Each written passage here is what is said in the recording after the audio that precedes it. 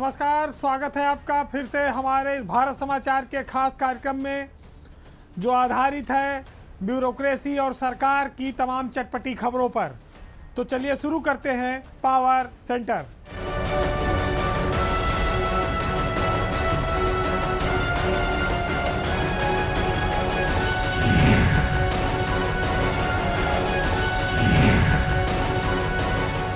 UP की bureaucracy में जब नए अफसर आते हैं, नौकरी करते हैं, तो उनकी एक हसरत होती है कि वो स्टेट कैपिटल में, राजधानी में डीएम बने। अब एक खुशखबरी ये है कि आने वाले वक्त में उत्तर प्रदेश के 5 बड़े जिलों के डीएम के पद खाली होने वाले हैं और निश्चित ही इन 5 जगहों पर नए जिला अधिकारी तैनात होंगे। इसमें राजधानी लखनऊ के डीएम भी हैं जिनको बदला जाएगा। यूपी के 5 बड़े जिलों के डीएम बदले जाएंगे, जिसमें लखनऊ, कानपुर, गाज़ियाबाद और वाराणसी, ये 5 जिले हैं जिनके डीएम बदले जाएंगे, क्योंकि अब ये 2009 बैच के अधिकारी प्रमोट हो रहे हैं। अब ये डीएम से कमिश्नर बनने की राह पर हैं। तो इन जगहों पर नए जिला अधिकारियों की तैनाती होगी। किसके भाग्य से किसकी किस्मत खुलेगी, इसके लिए अभी से जोड़ तोड़ शुरू हो गई है। 2009 का जो बैच है ये 31 दिसंबर को प्रमोट हो जाएगा। 1 जनवरी से ये कमिश्नर रैंक में सचिव स्तर पर आ जाएगा, जिसके बाद राजधानी लखनऊ से लेके गाज़ियाबाद तक ये जिला अधिकारियों के पद बदल जाएंगे। कानपुर नगर के डीएम राकेश सिंह भी कमिश्नर बन जाएंगे। इसके अलावा बनारस के डीएम एस राजलिंगम ये भी कमिश्नर बन जाएंगे। गाज़ियाबाद के जो डीएम हैं इंद्र विक्रम सिंह, ये भी कमिश्नर बन जाएंगे। मथुरा के डीएम हैं शैलेंद्र कुमार सिंह और लखनऊ में डीएम हैं सूर्यपाल गंगवार, वो भी अब सचिव बन जाएंगे। तो स्वाभाविक है कि यह अधिकारी अब अपनी नई भूमिका में जाएंगे और योगी सरकार इन 5 बड़े जिलों में नए अफसरों की तैनाती करेगी। वैसे प्रमोशन के बाद नई पोस्टिंग पर जाना एक स्वाभाविक काम है, लेकिन सूर्यपाल गंगवार ने लखनऊ के जिलाधिकारी के रूप में जिस सिंपल सिटी के रूप में काम किया, अभिषेक प्रकाश की बदनामी के बाद वो लखनऊ के डीएम बने थे। पिछले करीब 3 साल से वो डीएम हैं और लखनऊ में वो बिना विवाद के जिलाधिकारी पद पर रहे। कैवाल टाउन का डीएम होना हर अफसर की इच्छा होती है, ख्वाहिश होती है। 2009 का जब बैच सचिव बन जाएगा तो फिर 2010 और 11 का जो बैच है आईएएस अफसरों का, उन्हीं में से इन जिलों के लिए कलेक्टरों की खोजबीन शुरू होगी, क्योंकि वो सीनियरिटी में जिनको एक अनुभव होगा कई जिलों में रहने का, वो लोग आगे चलकर ये बड़े ज़िले संभाल सकते हैं। ये जो 5 लोग जा रहे हैं, इसमें से ये सब इतने ताकतवर हैं कि ये 5 के 5 कहीं आगे चल के किसी मंडल में कमिश्नर भी बन सकते हैं। राकेश सिंह तो आज तक जब से डीएम बने हैं एक भी दिन खाली नहीं रहे। योगी सरकार आने के बाद से आज 8 साल से वो लगातार डीएम हैं। मुरादाबाद में वो 4 साल रहे, गाज़ियाबाद रहे, अब कानपुर नगर में हैं। किस्मत हो तो भाई राकेश सिंह जैसी हो। ये माना जा रहा है कि वो कहीं ना कहीं मंडल आयुक्त बनेंगे, क्योंकि उनके सरकार में कनेक्शन बहुत मजबूत हैं। इसी तरह से विक्रम सिंह भी हैं, शैलेंद्र सिंह भी हैं। लखनऊ के डीएम सूर्यपाल गंगवार अपनी मेरिट से कमिश्नर बन सकते हैं, मंडलायुक्त बन सकते हैं। हो सकता है कि वो लखनऊ के ही नए कमिश्नर बना दिए जाएं। अब बात भाजपा और उनके एक सहयोगी दल की। मामला अपना दल का है।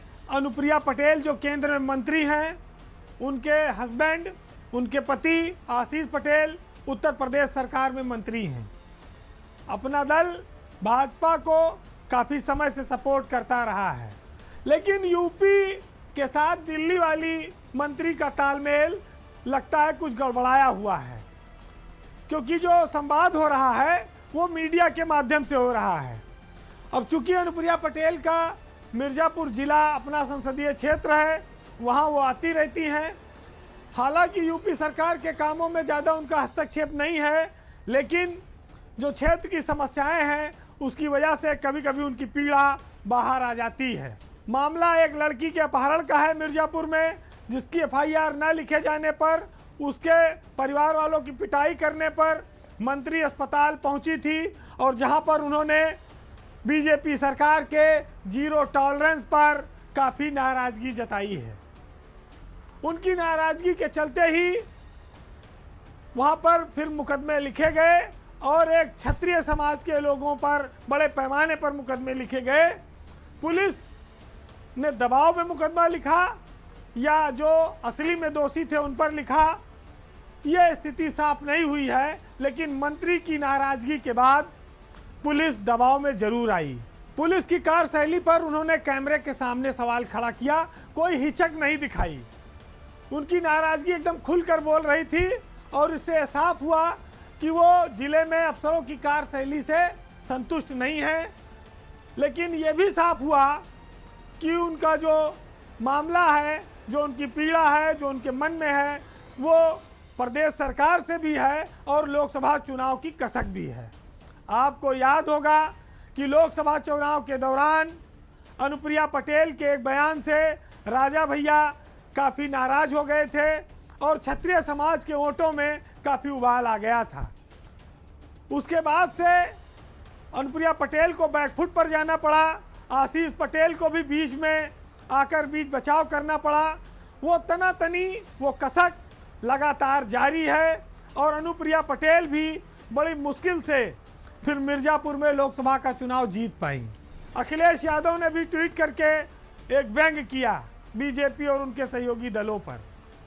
तो ये जताता है कि अभी लोकसभा चुनाव में सिर्फ एक सीट मिलने का जो कसक है वो उनके मन में है और ऐसा वो मानती हैं कि इसके पीछे राजा भैया की जो नाराज़गी थी, जो उनका विवाद हुआ, उसको एक बहुत बड़ा कारण है, क्षत्रियों ने उनका साथ नहीं दिया। और इसी नाराज़गी का प्रकटीकरण अब इस वीडियो में हुआ जो मिर्ज़ापुर में देखने को मिला। वो कहती हैं कि गुंडागर्दी खुलेआम है और पुलिस जीरो टॉलरेंस की बात करती है। तमाम हंगामे हो रहे हैं लेकिन एफआईआर नहीं हो रही है। कानून व्यवस्था की स्थिति को उन्होंने बुरे हालात में बताया है। तो साफ है कि ये खाली केंद्रीय मंत्री का बयान खाली एक व्यक्ति के तक, जिले तक सीमित नहीं रहता है। ये मामला राष्ट्रीय स्तर पर और राजनीतिक स्तर पर भी जोड़कर देखा जाता है। राजा भैया का प्रकरण समाप्त तो हो गया है, लेकिन उसके पीछे कहा जाए घाव भर गया, दाग छोड़ गया, वही वाली स्थिति है। और यही वजह है कि मझवा का जो उपचुनाव हुआ उसमें बीजेपी घिसट कर जीत पाई, क्योंकि अनुप्रिया पटेल की नाराज़गी ये संकेत दे गई कि भाजपा और अपना दल के बीच तालमेल अच्छा नहीं है और उनके जो कार्यकर्ता थे वो शायद शिथिल पड़ गए, वो बीजेपी के साथ खुलकर नहीं गए। उसका नतीजा इस उपचुनाव में देख सकते हैं। वैसे तालमेल से पहले भी अनुप्रिया पटेल ने आरक्षण को लेकर योगी सरकार में कुछ सवाल पूछे थे। तालमेल कई बार बनता है, फिर बिगड़ता है, फिर बनता है। हर आदमी अपने हिसाब से सियासत खेलता है, लेकिन ये बात साफ है कि प्रतापगढ़ में अनुप्रिया पटेल ने अगर राजा भैया के खिलाफ बयान ना दिया होता तो शायद उनको इतना डैमेज ना होता और आज ये सब स्थितियों का शायद उनको सामना ना करना पड़ता। तो कहने को तो दोनों ने हाथ मिला रखे हैं, लेकिन दिल शायद पूरी तरह नहीं मिले हैं, या मिले थे फिर बीच में कुछ खटास आ गई है। अब ये तो शीर्ष नेतृत्व ही जाने, लेकिन ये जरूर है कि अनुप्रिया पटेल केंद्र मंत्री हैं और उनके हस्बैंड यूपी सरकार में मंत्री हैं, जिसके जीरो टॉलरेंस से वो नाराज हैं। अब बात एक ऐसी खबर की पुलिस के उन बहुत बड़े बड़े अफसरों की, सरकार की उस बहुत बड़ी इच्छा की और कहा जाए उपलब्धि की, जिसने प्रदेश के 7 जिलों में पुलिस कमिश्नरेट सिस्टम बनवाया था। पुलिस कमिश्नरेट सिस्टम क्या अपने उद्देश्य को पूरा कर पा रहा है या वो अपने उद्देश्य में फेल साबित हो रहा है? क्योंकि सरकार हर महीने कानून व्यवस्था की जो समीक्षा करती है, जो सीएम डैशबोर्ड पर होती है, उसमें पुलिस कमिश्नरेट फिसड्डी जा रहे हैं। आज हम आपको एक ऐसी सूचना से रूबरू कराएंगे जिसमें एसपी वाले जो जिले हैं वो कमिश्नरेट से बाजी मार ले गए हैं, वो बहुत आगे निकल गए हैं। पूरे प्रदेश में जो 7 कमिश्नरेट बनाए गए उसमें सिर्फ एक नोएडा को छोड़ दिया जाए, बाकी 6 कमिश्नरेट फिसड्डी साबित हो रहे हैं। नोएडा की कमिश्नर लक्ष्मी सिंह लगातार सरकार की प्राथमिकता वाले कार्यक्रमों में लॉ एंड ऑर्डर के मामले में नंबर 1 पर बनी हुई हैं। सरकार ने जो अक्टूबर महीने के आंकड़े जारी किए हैं कानून व्यवस्था को लेकर, जो ताज़ा रैंकिंग जारी हुई है, उसमें कमिश्नरेट में सारे जिले फेल हैं, सिर्फ नोएडा को छोड़कर। लखनऊ की हालत भी बहुत ख़राब है, जबकि जो एसपी के नेतृत्व वाले ज़िले हैं, जिसमें खास तौर से रामपुर, हमीरपुर, इन दोनों ने प्रदेश में टॉप किया है। तो ये बहुत विचार वाली बात है कि विद्यासागर मिश्रा और दीक्षा शर्मा जो हमीरपुर की एसपी हैं, इन दोनों लोगों ने पुलिस की कानून व्यवस्था के मामले में इनका जिला नंबर 1 पर आया है और तीसरे नंबर पर नोएडा कमिश्नरेट है। फर्स्ट पर है रामपुर, विद्यासागर मिश्रा, सेकंड पर हमीरपुर, दीक्षा शर्मा और तीसरे पर नोएडा कमिश्नरेट लक्ष्मी सिंह।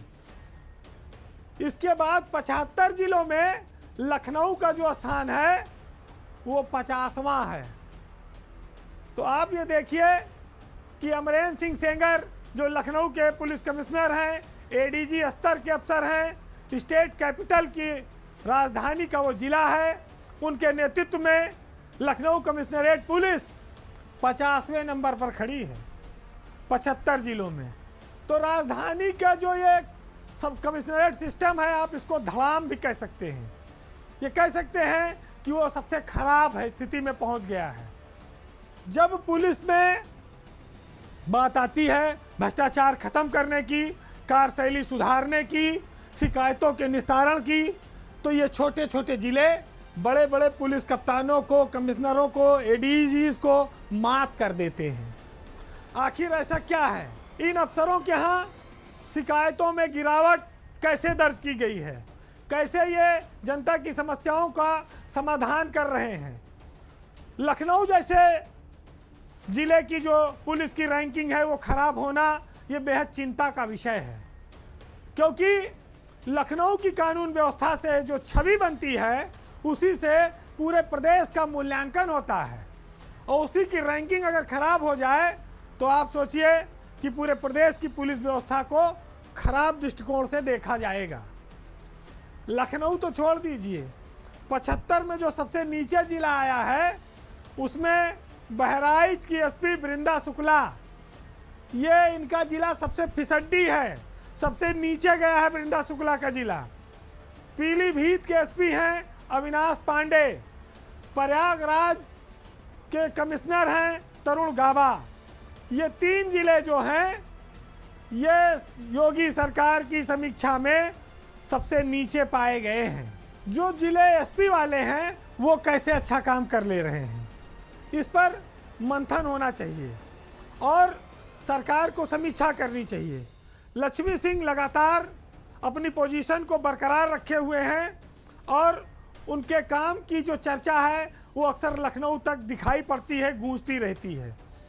पूरे यूपी के पुलिस कमिश्नरेट में अगर सबसे ज़्यादा चर्चा किसी के काम की अब तक हुई है तो वो लक्ष्मी सिंह की हुई है।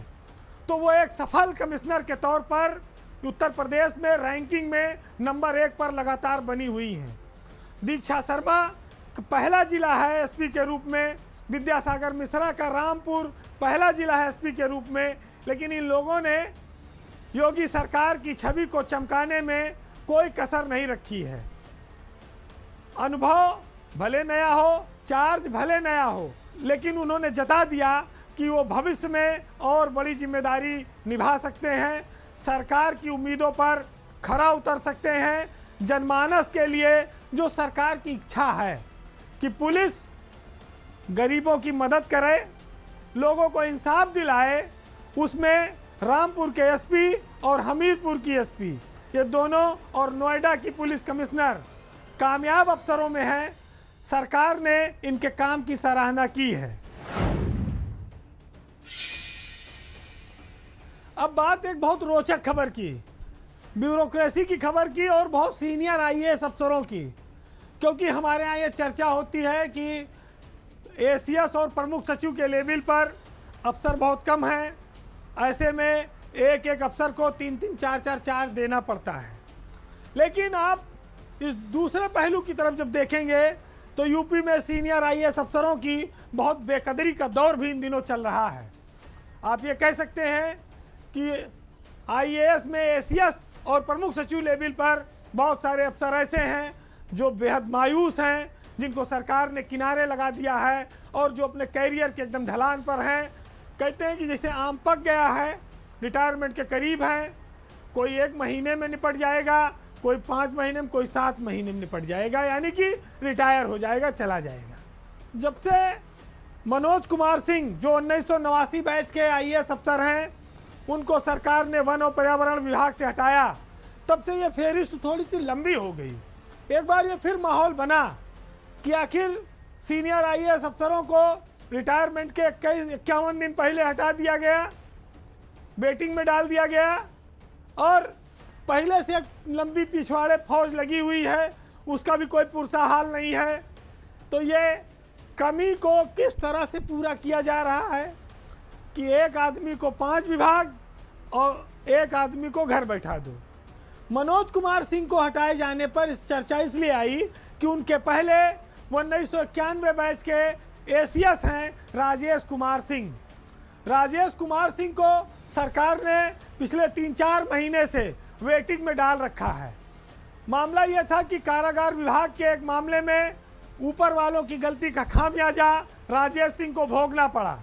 वो कारागार और सहकारिता विभाग से हटा दिए गए थे, उनके खिलाफ जांच बैठी थी, जांच के बाद उनको क्लीन चिट मिल गई, सरकार का वो मामला भी समाप्त हो गया।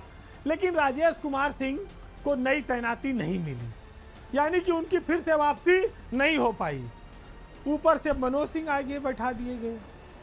राजेश कुमार सिंह के नीचे भी और लोग बैठे हुए हैं जिनको पूछने वाला कोई नहीं। उनके जीवन की शाम अब अंधेरी हो चली है। जितेंद्र कुमार को आप लोग जानते होंगे, 1990 बैच के हैं, एसीएस हैं। सुधीर एम बोबड़े भी उन्हीं के बैच के हैं, वो भी एसीएस स्तर के अफसर हैं। अब जितेंद्र कुमार की नौकरी कुल 7 महीना बची, 6 साल से किनारे हैं। सुधीर बोबड़े की नौकरी 9 महीना बची है, सितंबर 25 में रिटायर हो जाएंगे, वो जून में रिटायर हो जाएंगे। तो ये अंतिम काल अंधेरे में बीत गया, बड़ी घुट घुट के बीता और कोई पुरसा हाल नहीं, कोई पूछने वाला नहीं। उस कगार पर अब ये लोग आ गए हैं। ये 4 नाम हुए। 5वां 1996 बैच के सुभाष चंद्र शर्मा है, ताज़ा वो भी शिकार हैं। हालांकि 1.5-2 साल हो गया है, अब आगे उम्मीद नहीं दिखती है कि सरकार उनका कहीं कोई इस्तेमाल करेगी। उनको पिछड़ा वर्ग कल्याण विभाग में रखा गया है, और पिछड़ा वर्ग कल्याण विभाग ऐसा है कि जहाँ ज़्यादा काम करने को नहीं है, विभाग है, पड़े रहो, आगे धीरे धीरे 2-4 साल और कटेगा, फिर रिटायरमेंट के करीब पहुँच जाओगे। इसी तरह का मामला 1998 बैच के आईएएस अफसर हैं पंधारी यादव का भी है। अब चूंकि पंधारी यादव अखिलेश यादव की सरकार में सचिव रहे, इसलिए सरकार ने उनको 8 साल से किनारे लगा रखा था। सीनियर हुए तो सरकार ने कहा अच्छा चलो साइंस और टेक्नोलॉजी विभाग में डाल दिया जाए, जहां पर ज़्यादा कोई काम वाम नहीं है, लेकिन यह भी ना आरोप लगे कि नाम के आगे यादव लगा है तो उनकी उपेक्षा हो रही है। ये सीनियर अफसरों को उनके हाल पर छोड़ दिया गया है। वो उनसे कोई न मिलना पसंद करता है, न उनकी कोई फरियाद सुनता है। हालांकि एक वक्त ऐसा था जब वो पूरे प्रदेश की फरियाद सुनते थे, लेकिन नौकरी के इस आखिरी वक्त में आकर वो दूसरे कल्याण क्या करें, अपने ही कल्याण की मेहरबानी की उम्मीद लगाए बैठे हैं कि हमारे ऊपर ही कुछ शायद मेहरबानी हो जाए। पंधारी यादव एक सज्जन छवि के अफसर की उनकी छवि है। वो शालीन भी हैं, लेकिन 8 साल से साइड पोस्टिंग में हैं। साइंस टेक्नोलॉजी महकमे में कुछ नहीं रखा है प्रमुख सचिव के लिए, एक आध फाइल भी नहीं आती होगी। तो ब्यूरोक्रेसी में जो कहते हैं कि हमारे पास कमी है, और इस अफसरों के साथ इस तरह की स्थिति के इन दोनों अंतर को आप समझिए कि हमको जो पसंद है उनको हम 5 चार्ज भी देंगे। कमी नहीं है, कमी इच्छा शक्ति की है, पिक एंड चूज की है, पसंद और नापसंद की है। तो बात इतनी सी है कि बहाना बनाकर लोगों को किनारे लगाते रहो। चूंकि अफसरों में जिस तरह से आपस में कंपटीशन होता है, कोई किसी के लिए पैरवी वैरवी नहीं करता, हर आदमी अपनी कुर्सी बचाता है। तो मनोज सिंह, राजेश कुमार सिंह या जितेंद्र कुमार या बोबड़े या चाहे पंधारी यादव या सुभाष चंद्र शर्मा, अगर इनके किस्मत में होगा कभी दरवाज़ा खुलना तो खुल जाएगा, कोई इनकी पैरवी करके खुलाएगा, इसकी उम्मीद करना बेमानी है। चलिए, अब हम पावर सेंटर के आखिर में आ चुके हैं। जाते जाते आपको मुनव्वर राना साहब के कुछ लाइनों के साथ छोड़ जाएंगे। मुनव्वर राना सामाजिक व्यवस्था पर बहुत साफ और स्पष्ट लिखते हैं। ऐसा नहीं कि तरक्की नहीं हुई, लेकिन हालात पहले क्या थे, आज क्या हुए, कितना बदलाव आया, जो बड़े थे वो कितने छोटे हो गए, उन सब चीज़ों को इन लाइनों में आप समझने की कोशिश करिएगा। तो सुनिएगा कि कागज के बने ताजमहल बेच रहे हैं, जो बाग के मालिक थे वो फल बेच रहे हैं। और खा के वतन देख तो ले आँख उठाकर, रोटी के लिए मीर गजल बेच रहे हैं। और क्या दाम लगेंगे मोहब्बत के हमको नहीं मालूम, इस चीज़ को हम पहले पहल बेच रहे हैं। नमस्कार।